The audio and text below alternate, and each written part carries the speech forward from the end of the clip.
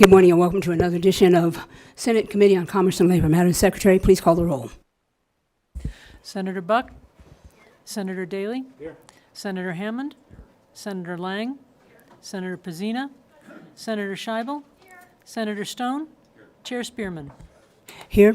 Thank you, and yeah, so everybody's here. I want to take things a little bit out of order. First of all, welcome to those of you who are joining us here in Carson City and anyone joining us in in Las Vegas. Welcome, and we've got a couple of bills and we've got a lot of work session bills today. But I want to take something out of order, and I want to take, is that 364? 334. Assembly Bill 334. I want to take that out of order for the work session. Just got some more information that I think we need to enter into the record, excuse me, regarding the number of days that insurance or claim adjusters have in order to respond to someone who has submitted a claim. So, Mr. Mebelejo, you read the work section document, and Assemblywoman, you want to come to the table, witness table? Thank you. Thank you, Madam Chair. For the record, Cesar Melgarejo, Committee Policy Analyst. Assembly Bill 334 revises provisions relating to insurance for motor vehicles and sponsored by Assemblywoman Brown May and was heard on May 3rd, 2023. Assemblywoman Brown May has proposed several amendments which are attached to this work session document. And the first amendment is to amend Section 1 to decrease the time period in which an insurer must conduct an inspection for repair or further inspection of a motor vehicle relating to a claim by an insured for a claimant from 8 business days to 6 business days. Amendment number 2 is to amend paragraph A of subsections 1 and 2 of section 1 to include that a representative of their repair shop may make the motor vehicle available for inspection or further inspection. Amendment number 3 is to amend subsections 1 and 2 of section 1 to require that within 2 business days of inspection or further inspection, the insurer should transmit the completed estimate, which includes without limitation an application of the extent of known damages related to the claim and a manner of repair. Amendment number 4 is to amend subsection 5 of section 1 to delete or repair facility. Amendment number 5 is to amend subsection 6 of section 1 to provide that an insurer who violates the provisions of this bill is subject to an administrative fine of not more than the actual damages or $1,200, whichever is less per violation. And amendment number 6 is add a new subsection to define inspection as used in section 1 of this bill. And Madam Chair, that's all the amendments in the work session document. Okay. Thank you. Assemblywoman, you have some additional information because I got a call that stated that some of the information that we discussed during the hearing may not have been necessarily correct, and so I just need to make sure we have the correct information on the record. So please proceed when you're ready. Thank you, Madam Chair. Tracy Brown May for the record. I appreciate the opportunity to come and provide some additional clarifying information. I also received information that I'm sure many of you did from the lobbyist team that was working with the insurance providers that identifies a number of days that I will leave for you and the record. And in further review, I don't know that we're comparing apples to apples necessarily, I'll go back to an email that I will also enter with you that I received from our Legislative Council Bureau Research Division identifying this specific issue relative to automobile repairs and delays. In this document, they cite two pieces of research material that I have here in front of me, one from California, the other from New York. And while there are a number of days and inspection timeframes in here, New York Code's rules and regulations, as noted in this email, says that within 15 business days of receiving notice of a claim is the first line. But as we get into this, and the issue that we're trying to address is specific to this timeliness and response. Section 2 says that every insurer shall commence an investigation of any claim filed by a claimant or by a claimant's authorized representative within 6 business days of receiving a notice of the claim or June 5, 2020, whichever is later. So this is the newest law, which identifies 6 days as our time frame. The bill that we presented is 8 days, 6 days for initial inspection and then 2 days. So we've tried to be flexible in that, and we'll go ahead and submit that so that you have the actual law that says 6 days. And then again, we have another that was New York. California Code of Regulations identifies that initial inspection, except as provided in a subdivision, if an insured chooses to exercise its right to inspect the damaged vehicle, the insurer shall, within 6 business days after receiving the notice of claim, request that the claimant make the vehicle available, provide the claimant make it accessible, and then additionally 6 business days after receiving the supplemental estimate. Again, this is information that we received from the Legislative Counsel Bureau, which is how the bill was crafted. And I'm happy to share with you all of that information. The details from the Division of Business and Industry through our Legislative Counsel Bureau identify that we have 449 complaints from January 1 to 2022 and January 1 to 2023 relative to timeliness of response. And they use that same criteria the year previous, which had 308 complaints. Additionally, we're seeing that Colorado has a large increase in complaints. According to our research, Hawaii has a slight bump, and so there are insurance bills of rights that are being heard across the country. This is an issue relevant to our consumers, and that was really why we brought the bill, but we wanted to make sure we provided accurate and detailed information for you to consider, as this bill is so important to our consumers. I'm happy to stand for questions. Thank you. Committee members, any questions? Senator Stone? Yeah, thank you for the clarifications. Originally, when you testified, I think you alluded to the fact that there was really one egregious company that was really not performing well and was accounting for a lot of those claims. Out of all those claims, how much of that was attributable to one or a chain of similar ownership entities? Thank you, Senator, for the question. Through you, Chair. Assemblywoman Brown may. Just go direct. Thank you, Chair. Unfortunately, I don't have that information. I can certainly try to track it with the Division of Business and Industry, as they're the ones that track the complaints. So I'm happy to try to get you that detail today. I don't really know for sure, to be honest. The gentleman who suggested the bill be brought has an experience in an auto body shop and was really trying to help his customers get repairs to their vehicles and move cars off his lot. Honestly, like, he can't do additional business until those cars are moved off the lot. So we're certainly happy to track it with Business and Industry. Then it would not be a single person's perspective, but really I think our state division would probably be their best answer. Additional questions, committee members? Okay. Thank you, ma'am. And so now I guess we are ready to entertain a motion to, there's no amendments, correct? Yeah. Amend to pass. I have a motion from Vice Chair Lang. Do I have a second? Second from Senator Scheibel. Additional questions, concerns? And like I said, I wanted to make sure that Assemblywoman Brown May had an opportunity to bring the additional information just to make sure that we were tracking the correct way. And so whatever vote we take today, we have that information, and she'll make that available as part of the exhibits. Senator Buck. Thank you, Chair Spearman. I will be a no today. Anyone else? Okay. So all in favor, aye. Aye. Opposed, nay. Nay. Have Stone, Buck, and Hammond in opposition. The ayes have it. Thank you.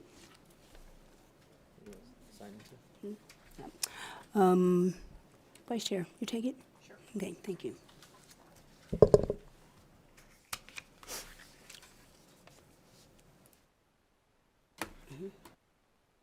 So we will go right back into order for our work session today. And again, even though we're hearing bills, any information that someone provides to the legislature, to the legislative committee, must be true and accurate. If not, if you knowingly do an inaccuracy, then you are guilty of a misdemeanor under NRS 518.085. So when you come to the table, just make sure you have your facts correct, because myself or any of the committee members can ask for that.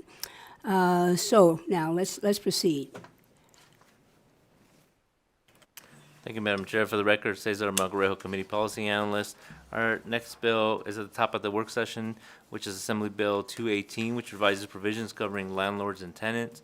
And this bill is sponsored by Assemblywoman Considine, and it was heard on May 8, 2023.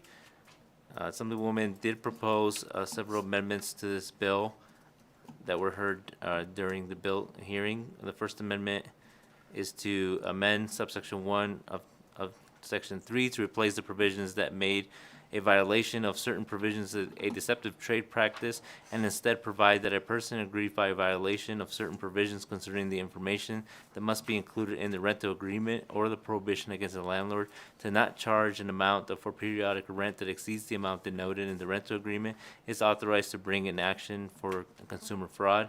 And amendment number 2 is to amend subsection 2, section 3 to add 2 new paragraphs to require the court to additionally award a prevailing tenant monetary damages for deceptive behavior in the amount of $1,000 for each violation. And number 2 is to treble damages if the conduct was willful. And Madam Chair, that's all the amendments. Thank you. Committee members, questions? Senator Daley.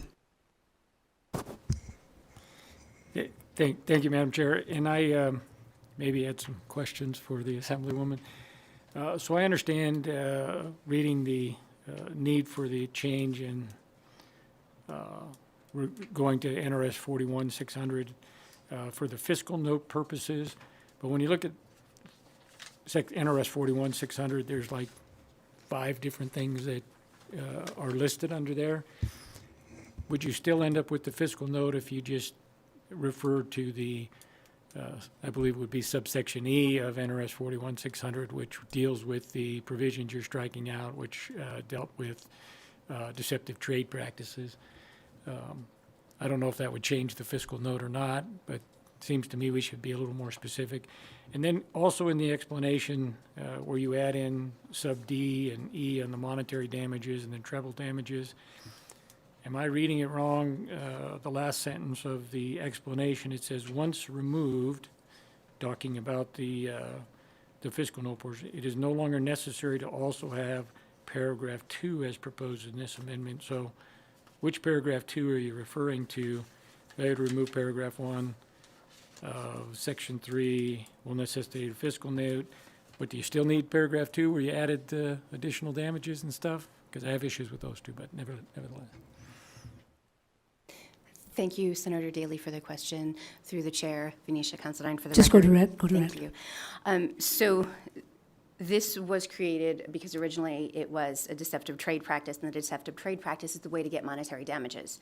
I received an email from the Attorney General's office concerned that the Attorney General still felt like they would be brought into this if that deceptive trade practice language was still left in there, and therefore would put a fiscal note on here. So first, I apologize, that last sentence should have been removed completely, because by taking out the deceptive trade practice, then there is no fiscal note. But in order to, and the original bill had the consumer fraud in there already, but in order to have the monetary damages part, I needed to add a line listing those monetary damages. So there should be no fiscal note on this bill at all. And the only change is to remove the deceptive trade practice language, so the AG is assured that they will not have to step in and do any sort of civil litigation on this. This is a private right of action, but to ensure the monetary damages, that was the goal of that, I needed to put in the extra lines in the consumer fraud statute. But there should be no fiscal note. Does that answer your question? Well, it's a step closer, if I can follow up, Madam Chair. So, and I guess it might be semantic, so if you take out and just say that you have a private right of action under 41-600, and included, if you go to 41-600, in subsection E, has the exact same provisions there, 598.0903 to 598.099 is something that you can sue for under there. And if you're doing it under subsection E of 41-600, I'm not seeing why you need the other part there if you can get the monetary damages, if that's the provision that you're going to have a private right of action to. And I don't know if that gets the Attorney General out of it or not. And I don't see how it doesn't. If that's included under 41-600 subsection E, they can still take a private right of action for that. But the homeowners could take private right of action for all of the other stuff as well. And I think it just creates a confusion there that you're not trying to hit.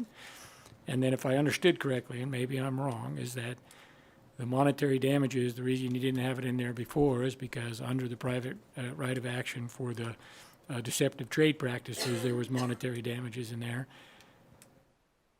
So it's still there if they can sue under 41-600 subsection E. all of that should still be there. I'm not seeing how it gets the Attorney General out of it. If they're happy with it, that's fine. But I think you need to limit it to subsection E of 41-600, because that's the only part that would be applicable in this chapter. And then I don't know if that would still cause you to have D and E or not.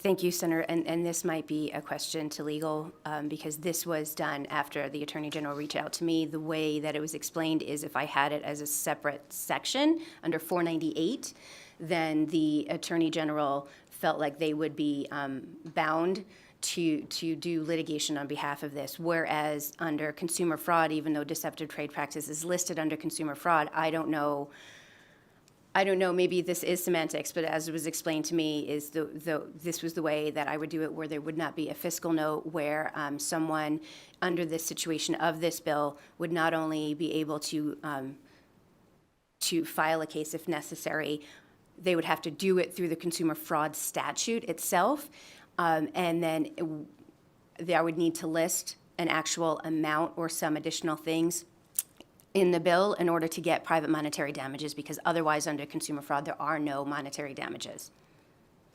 And I don't know if maybe I'm sort of missing the question. I don't know if legal wanted to weigh in on that. Yeah. Mr. Fernley? Thank you. So if the, and maybe I can explain it this way. So the provisions of NRS 598.0903 to 598.0999 are the deceptive trade practices statutes, and those are enforced by the Attorney General through civil and criminal penalties. So if you added this provision into that reference, you would bring in enforcement by the Attorney General. Currently, those provisions can be enforced by the Attorney General, or there can be a private right of action. If you bring them into 598, it's the same thing. There's enforcement by the Attorney General and a private right of action. By bringing them into a different paragraph, you're limiting it to a private right of action and taking the Attorney General out. So I think if the idea is to not have enforcement by the Attorney General, these do need to be in separate paragraphs. And if I can get clarification, so if you limited this to consumer fraud pursuant to NRS 41-600 subsection E, does it accomplish the same thing? I think that would still bring in the Attorney General, because by referring to that paragraph E, you're bringing in the deceptive trade practices statutes in 598, which are enforced by the Attorney General. So I think you'd be bringing in those 598 sections that are enforced by the Attorney General by referring to paragraph E. That makes sense. But it still brings it in by not referring to it, because it's in 41-600. Well, I guess I would say it maintains the private right of action, but it's not something that would be enforced by the Attorney General, if that makes sense. I'm not seeing the difference, but Okay. Maybe we can follow up with the Attorney General okay. or whatever. So then, if I can follow up, Madam Chair.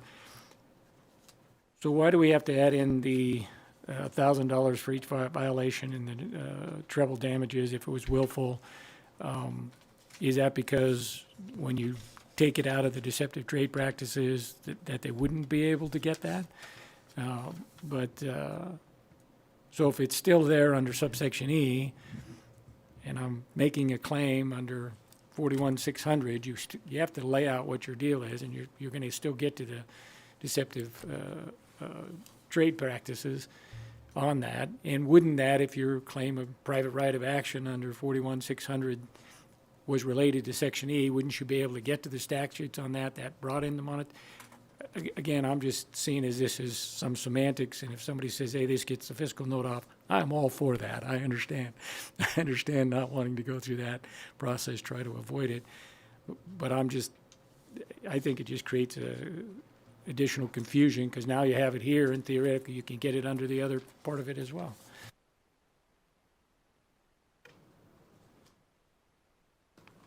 Senator Daley, I appreciate the confusion, and I appreciate the issue with the semantics, but this is my way to protect consumers to ensure that no matter if there is some confusion or some multiple readings of something, that the consumer has a very clear way of going through this, especially because these are typically, if it gets to this, going to be brought on by individuals, often without attorneys. So having this more clearly delineated to avoid arguments that can cause people not to try this. Hopefully it's never needed, but just in case, I was trying to make it as clear as possible for both sides. And then final question, maybe this is for legal as well. So is the monetary damages for deceptive behavior an amount of $1,000 for each violation, and then treble damages if the conduct is willful? Are those penalties that are in the Deceptive Trade Practices 598, or are these new penalties that are not necessarily in that other section? And I may need to look at 598 in a little more detail, but 598 has civil and criminal penalties enforced by the Attorney General. So 598 has the enforcement by the Attorney General. 41600 allows a private right of action as well. So I don't think 598 has that private right of action in 598. That's in 41600. And I'm happy to follow up further as well if you need more information. I think I do.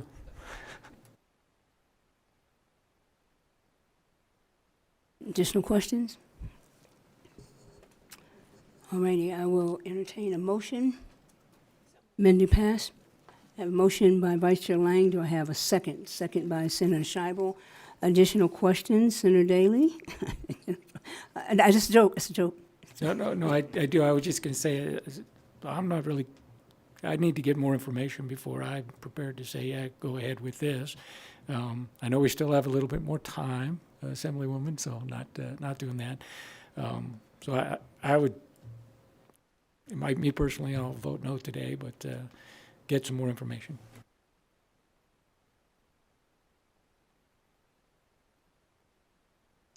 Senator Buck. Thank you, Chair Spearman. I will be a no today. Just piling on litigation rarely solves the issue. Okay. Thank you. I'll tell you what I'm going to do. I'm going to do a chair's privilege, and why don't we do this, since we still have some questions, rescind the motion, and we'll take it back up on, on Friday. Does that give you a chance to answer the questions? Okay? All right. Okay, thank you so much. So we rescind the motion, and Senator Daly, you go with the Assemblywoman and with legal, and let's figure it out so we can make sure we move the bill on Friday. Okay? All right. Thank you. Thank you. All right, Mr. Magrejo. Thank you, Madam Chair. For the record, says our Magrejo Committee Policy Analyst. Our next bill is Assembly Bill 251, which rises provisions governing prescriptions, and sponsored by Assembly members Nguyen, Mosca, Gonzalez, Miller, and Senator Nguyen et al.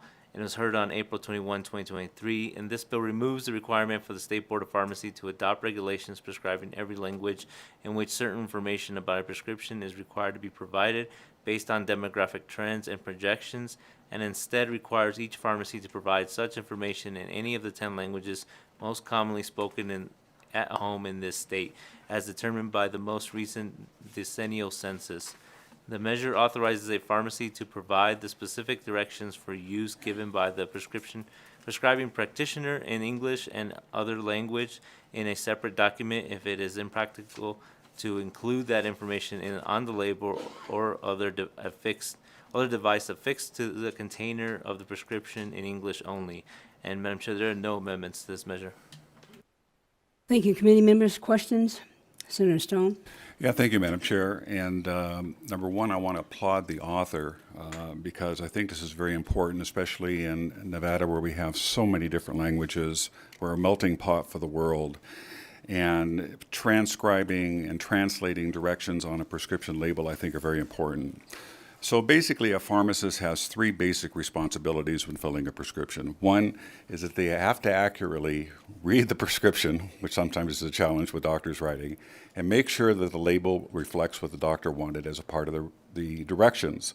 The second part is that the pharmacist has to put the right medication in the bottle.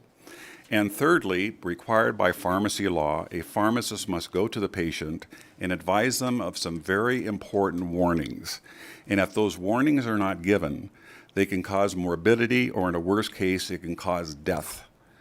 And so my concern, and I've relayed it to the author, and I was hoping that we would get together with some type of a amendment that would solve this problem, is that the software company that is driving this legislation can only translate what the doctor has put there as part of the directions. They cannot translate what the pharmacist is trying to communicate to the patient in a different language, what the warnings are. So there is I'm worried about patient safety. If a patient comes in for a prescription for like Vicodin, and the patient's in pain and he gets the directions in Chinese, the pharmacist can't communicate in Chinese and say, listen, don't take this now. You go drive home and then you take it when you get home, and don't operate heavy machinery and don't drink with this. If he cannot communicate that message, that patient can get drowsy and they can get in an accident, they can kill themselves, or they can kill somebody else. So my only request was there needs to be a mechanism to let that patient know, in compliance with pharmacy laws, that there are warnings that have to be communicated to them. Now, if this committee if the committee wants to disregard giving those patient warnings, at a minimum, the author should take an amendment that says this: we will indemnify the pharmacist and the pharmacy for not providing those warnings, or we will basically, the indemnification would, and we will not allow the State Board of Pharmacy to discipline the pharmacist for not giving the mandatory consultation. So I bring this as a plea that this is something that's really not in the best interest of patient safety, unless we can work out some arrangement where that can be translated to the patient. Those are my concerns. Mr. Newman, and please feel free to go direct. Great. Thank you, Madam Chair. Good morning, member of the Senate Labor Commerce Committee. My name is Yui Nguyen, Assembly District 8.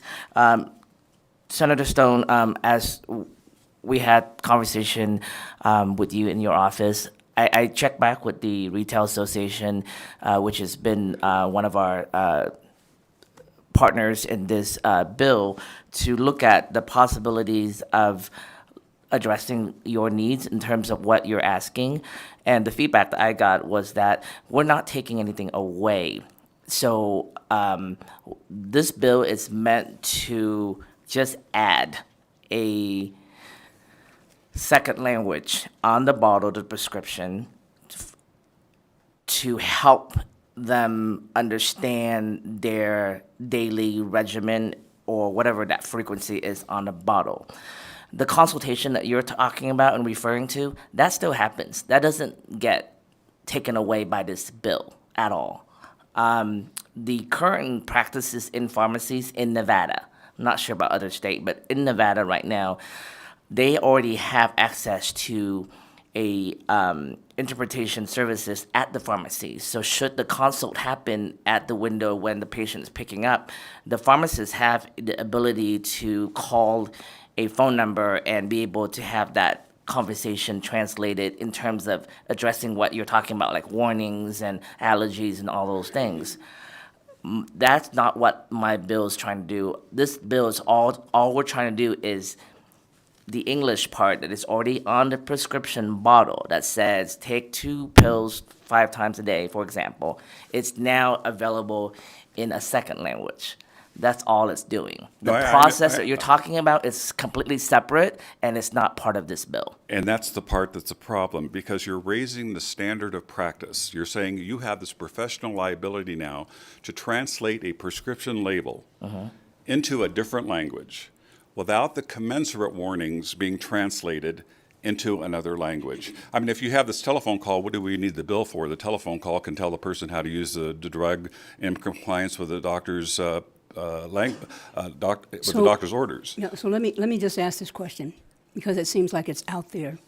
So right now, if someone gets a prescription and it's in English, and that is their second language, and the warning is in English, both of them are in English, what happens? Because I think the distinction that Senator Stone is trying to make is that if you put one thing in a different language, then you have to put the warning in a different language. But what I hear you saying is right now, people, the indemnification, if you will, would be blanket because right now, none of it's in their language. And so what this bill does is it at least gives them an opportunity to see not just at the window, but when they get home and look at the bottle again. And so whatever they're doing now, if what you're saying is true, then I guess they could be sued for all of it being in English.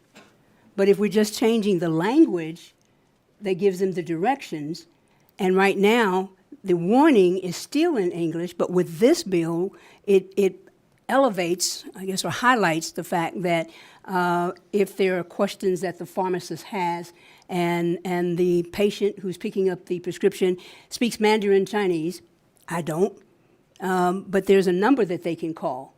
So absent them just ignoring the number that they could call or just blowing it off, I think the indemnification is, with all due respect, I think is irrelevant because if they have to call that number to communicate something That's different. fine. Yeah. It should be but- part of the legislation is you have to call Yeah. a number to get a consultation, which I don't Yeah, see as a part of the I understand that, but what I'm legislation. saying is right now, Yeah. and I'm not going to belabor the point, right now, all of it's in English. All of Yes. it's in English. And, you know, it's one of the things that we, when we travel abroad as Americans, we have no idea most of the time what people are talking about. But when people come from other countries, they speak both languages. You know, I wish we had a bill that, you know, required people to learn second language in kindergarten, so we wouldn't be so, you know, irrelevant, if you will. So I hear what you're saying, but right now, that same process, the warning being in English, that process is available. It's available right now. And so, and I think we had this discussion like 15 or 20 minutes when the bill was heard. So I understand your point, but I think we answered the question. So, okay? Okay. Senator Buck.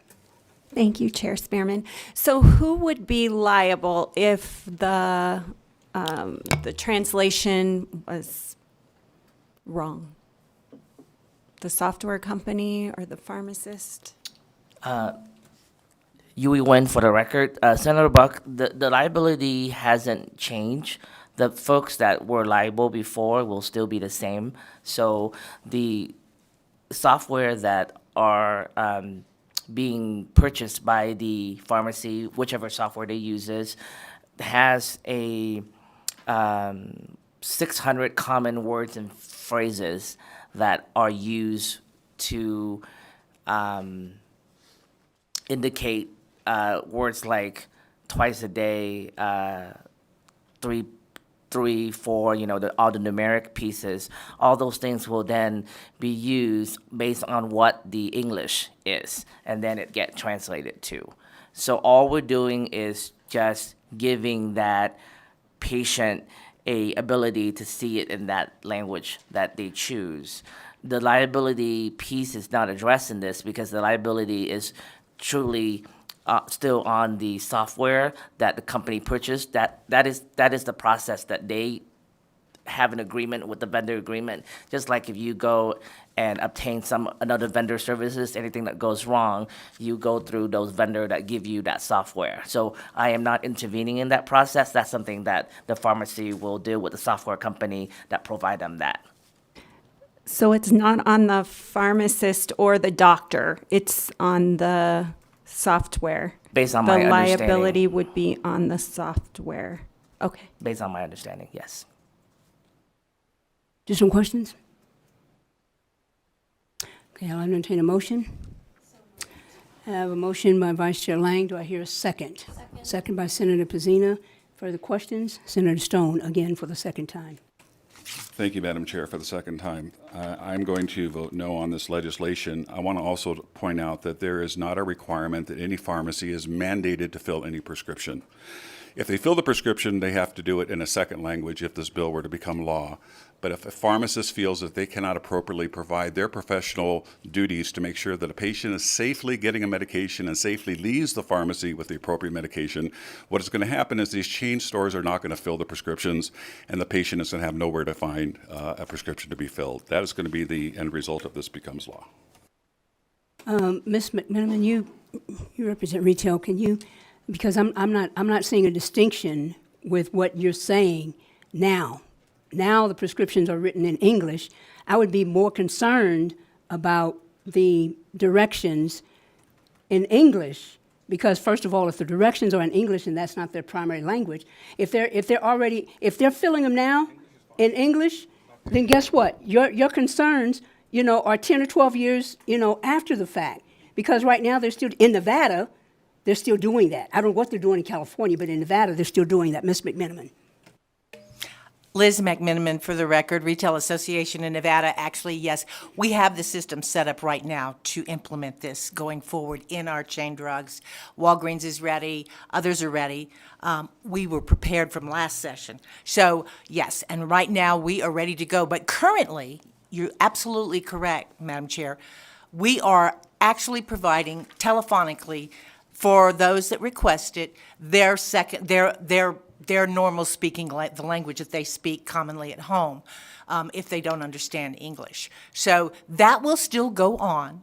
If requested, if they need the label for the direction, that will continue. So, Senator Wynn, Assembly, I just promoted you.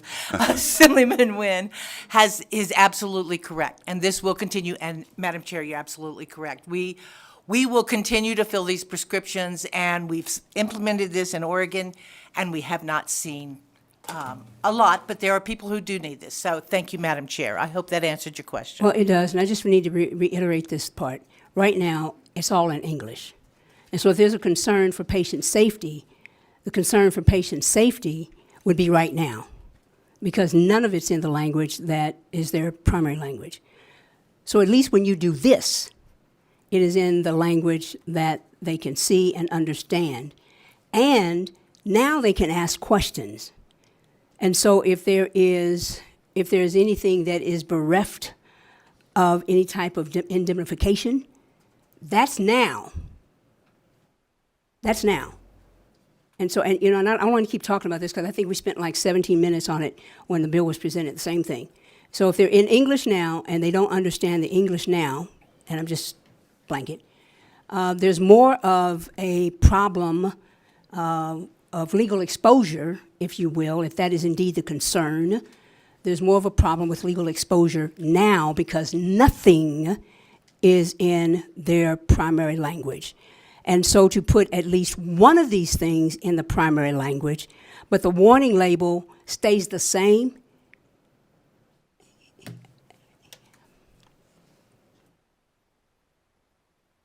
I don't know, half a dozen and 6, maybe they're different. Anyway. Madam Chair. Yeah, Senator Stone, if you have additional questions, I don't understand No what additional you're trying to get questions. to. No additional questions. Okay, I don't understand what you're trying to get to. If it's in English, the warnings are in English. If it's Chinese, you want the warnings in Chinese. But I'm not going to belabor that. Ms. McMenamin says that she represents the chain stores that are in agreement with this bill. I would like to have documentation that she has that shows that the chain stores are in favor of this bill the way it's written, and that's something that you commonly say is enforced in this committee, and I appreciate that information. Madam Chair, Liz McMenamin again for the record. I will be glad to. I spoke to the head of government affairs for Walgreens this morning. She called me, so I will have them call Senator Stone and let them know that this is something we prepared for this. We were ready for this because last session this bill passed, and there was a cog that came across, and now this is clarification. This language is simply clarification language from last session. This is already law, but there is just no mechanism right now for us to implement it in the pharmacy. Thank you, Madam Chair. Thank you. And I appreciate your candor the last 11 years representing retail, and we've had several conversations, and I know you usually come prepared. So you can oblige Senator Stone. Committee, are we ready to vote? All right. All in favor, aye? Aye. Opposed, nay? Nay, Hammond? Are you a nay? I'm sure no, I'm not. Are you a yay? Yay? Okay, you got yay. And Stone and Buck are nay. The bill passes. Senator Scheibel, you want to take this floor statement? Thank you. Thank you, Madam Chair. For the record, Cesar Magureo, Committee Policy Analyst. Our next bill is Assembly Bill 284, which authorizes the business of a mortgage company to be conducted from a remote location under certain circumstances, sponsored by Assemblywoman Kasama, and it was heard on April 26, 2023. There are some amendments that were brought forth by Assemblywoman Kasama to address some of the questions that came up during the bill's presentation. And attached to this work session document is a mock-up prepared by the Legal Division of the Legislative Council Bureau. And the first amendment is to amend paragraph B of subsection 2 of section 1 to add that the written plan for the security of certain information, including specific provisions regarding cybersecurity and a virtual privacy network or other secure system at the remote location. Amendment number 2 is to amend subsection 4 of section 1 to require that any underlying originating records obtained through the conduct of business at a remote location to be maintained at the principal office or a branch office of the mortgage company. And Madam Chair, that's all the amendments. Thank you. Committee members, questions? I'll entertain a motion to amend and do pass. You have a question? Senator Buck. So I was a little unclear as to if the mortgage company needs a license to operate in Nevada. Ms. Capuro?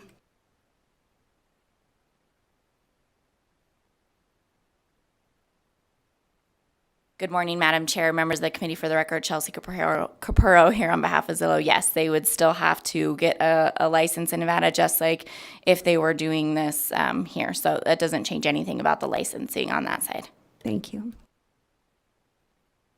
Thank you. Additional questions? I'll entertain a motion. Amend to pass. Have a motion from Vice Chair Lang. Have a second from Senator Pazina. Any additional questions? Concerns? All in favor, aye. Opposed, nay. The ayes have it. Senator Pazina, want to take this? Oh, no, Senator Hammond, you don't have one. I'd love one. Okay, thank you. Thank you. Okay. Thank you, Madam Chair. For the record, Cesar Magureo, Committee Policy Analyst. Our next bill is Assembly Bill 318, which revises provisions governing certain providers of health care and is sponsored by Assembly members Nguyen and Gonzalez et al. And this bill was heard in this committee on May 5th, 2023. The bill revises certain procedures of the Board of Medical Examiners must follow to provide notice to a holder of a license to practice medicine that his or her license is scheduled to expire. The measure also requires a physician assistant and practitioner of respiratory care, a perfusionist, or an insurer of such a person to report to the board any actions for malpractice, claim for malpractice that is submitted in arbitration or mediation, settlement, award, judgment, or other disposition of such an action or claim, and certain sanctions imposed that are reportable to the National Practitioner Data Bank. The board may impose an administrative penalty against such a person that fails to report the required information. After receiving a report that a judgment has been rendered or that such an action or a claim has been resolved by settlement, the board must conduct an investigation to determine whether to impose a disciplinary action unless an investigation has already commenced or has been completed. The board may require a physician assistant, practitioner of respiratory care, or perfusionist to undergo certain examinations to determine his or her fitness to practice under certain circumstances. Finally, the board must impose a fine not to exceed $10,000 for each violation committed by a person that constitutes the grounds of disciplinary action.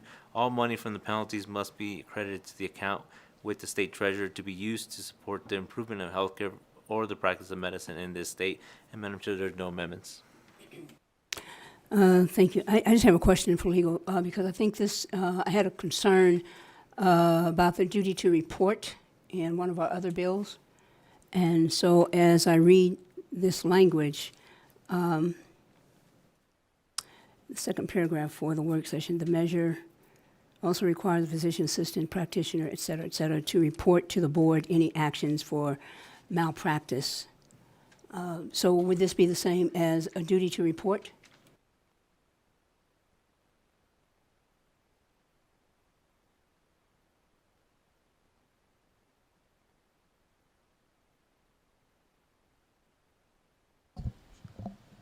So I think there could be a difference between a duty to report someone else engaging in malpractice versus a duty to report that you have a claim of malpractice against you. And I'm looking at this bill to see which one that is, but I think this bill relates to when you have to report that a claim has been filed against you as the practitioner. So we still don't have the duty to report. As far as reporting on wrongdoing by another person, no. In terms of the practice. Right. Yeah, because we had some people come forward in one of the other bills and say they knew that someone had opened up a practice that was beyond their scope, but they came and testified here, but they didn't say anything to the board about what that person was doing. Correct. Yeah, I haven't been able to find a requirement to report wrongdoing by another person. There are, I mean, providers of healthcare can be mandatory reporters with respect to, you know, child abuse or things like that, but I'm not aware of anything that requires a practitioner or provider of healthcare to report malpractice or practicing outside the scope of another practitioner. But maybe there. Madam Chair, Tom Clark for the record here. On behalf of the Board of Medical Examiners, I remember the bill, it was AB 442, that had the requirement to report. In that particular piece of legislation, now the Board of Medical Examiners will write into their regulations the mandatory reporting of when a physician sees another physician doing something badly, or if somebody as a layman sees a physician doing something badly, there is some level of requirement to report. This particular piece of legislation simply says there's been a malpractice settlement. They have to report the amount of the damages to the Board of Medical Examiners. Thank you. I'm clear. Committee, we're ready for a vote. I'll entertain a motion. Okay, motion to do pass. Second, motion by Senator Scheibel. Who did the second? Senator Stone. Okay, all in favor? Aye. Opposed, nay. And the ayes have it. Senator Stone, why don't you take this one? Okay.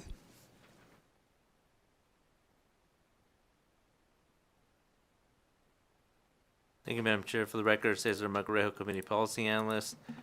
Our next bill is Assembly Bill 432, which revises provisions governing optometry. This bill is sponsored by Assemblyman Koenig and was heard on May 10, 2023.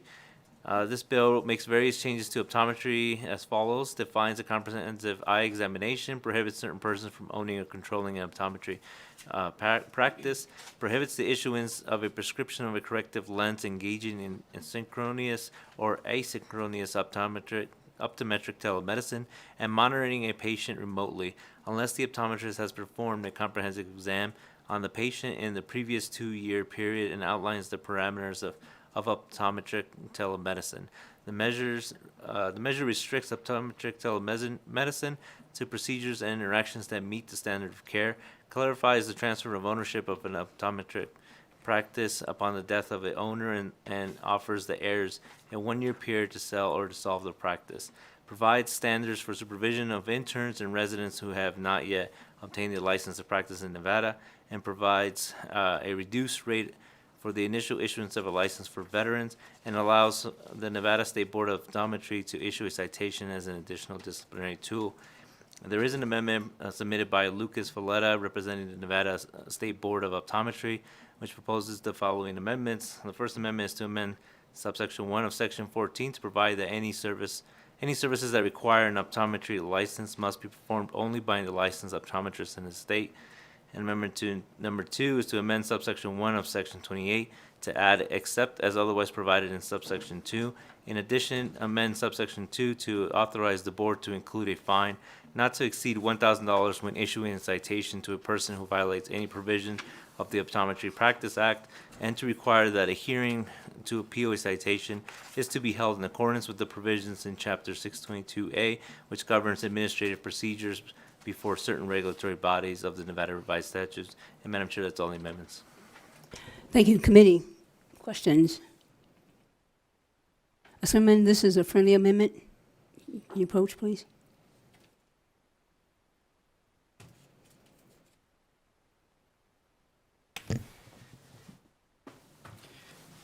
Greg Koenig, for the record, the majority of this amendment was done to alleviate the concerns that Senator Daley had. All right, thank you. Committee, questions? Okay. I'll entertain a motion. Okay, so I have a motion from Senator Hammond, amended to pass. I have a second. Second from Senator Daley. Additional questions? All in favor, aye. Opposed, nay. And the ayes have it. Senator Daley, take this one. All right. And with that, I believe we are finished with our work session. And so we will open it up now for public comment. Anyone here in Carson City? Anyone, don't see anyone in Las Vegas. BPS, do we have anyone on the phones? If you would like to provide public comment, please press *9 now to take your place in the queue.